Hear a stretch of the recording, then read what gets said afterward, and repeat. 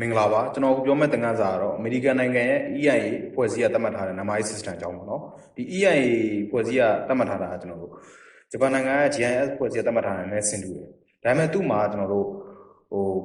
ပရမသင်္ချာကဏ္ဍနဲ့အင်္ဂလိပ်အခရာနှစ်ခုပေါ့နော်အဲ့နှစ်ခုပဲနောက်ကကျွန်တော်တို့အမျိုးအစားနဲ့လုံဆောင်ချက်ကိုဖော်ပြ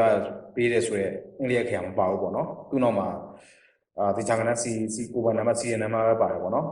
ပြီးတော့သူ့ရဲ့ပစ္စည်းတိုင်းမှာပေါ့နော်M ဆိုတဲ့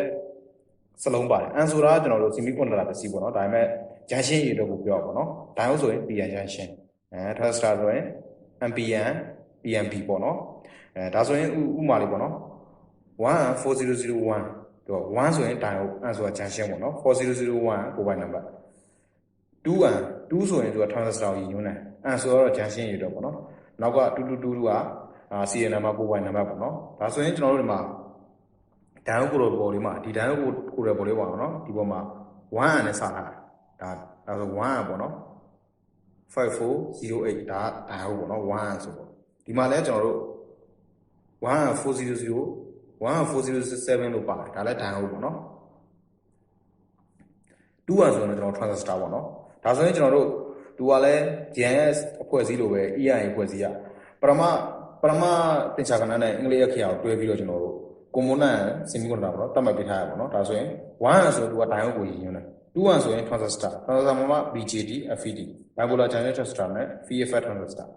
3ဆိုရင်ကျွန်တော်တို့ dual gate FET transistor ပေါ့နော်အဲ့မှာကျွန်တော်တို့4နဲ့5မှာဆိုရင်သူက auto coupler ပေါ့နော်ဒီဖြူလေးပေါ့နော်ဒါ auto coupler လေးဒါအလင်းလို့ diode လေးပေါ့နော်ဒီ4နဲ့5ဒီ auto coupler ပစ္စည်းအတွက်ပေါ့နော်ပြီးတန်ပြုလုပ်ထားတဲ့ဟာပေါ့နော်ဒီနံပါတ်ကပေါ့နော်ဒီ auto coupler သင်ခန်းစာကိုကျွန်တော်နောက်သင်ခန်းစာမှာဖော်ပြပေးပါမယ်ဒါဆိုရင်ကျွန်တော်တို့ number system အဖွဲ့အစည်း၃ခုရှိတယ် EIA system မှာကျတော့သူ့ရဲ့ material ရဲ့ပြီးတော့လုံဆောင်ချက်ရဲ့အမျိုးအစားရဲ့ဖော်ပြပေးထားတယ်နောက်တစ်ခုက GIS အဖွဲ့အစည်းကကျတော့ကျွန်တော်တို့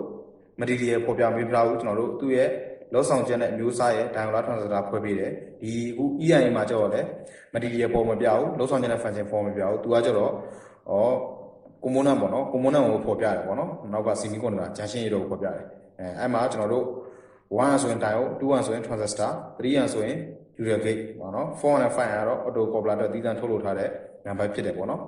ဒါဆိုရင်ကျွန်တော်တို့ဒီ number system အကြောင်းကိုကုန်နားလည်မယ်လို့ထင်ပါတယ်အဓိကတော့ကျွန်တော်တို့ဒီ electronic ပစ္စည်းcomponent ပေါ့နော် resistor ကနေ IC အဆုံးကျွန်တော် data sheet ကို download ချပြီးမှဖတ်မယ်ဆိုရင်အမျိုးအစားသူ့ရဲ့လုံဆောင်ချက် function တွေကုန်ပါပါတယ်ဒါဆိုရင်နားလည်မယ်လို့ထင်ပါတယ်ကျေးဇူးတင်ပါတယ်